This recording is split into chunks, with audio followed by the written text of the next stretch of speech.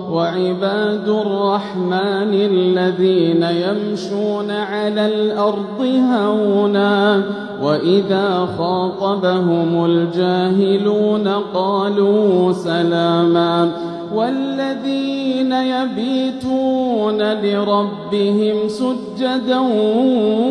وقياما والذين يقولون ربنا اصرف عنا عذاب جهنم إن عذابها كان غراما إنها ساءت مستقرا ومقاما والذين إذا أنفقوا لم يسرفوا ولم يقتروا وكان بين ذلك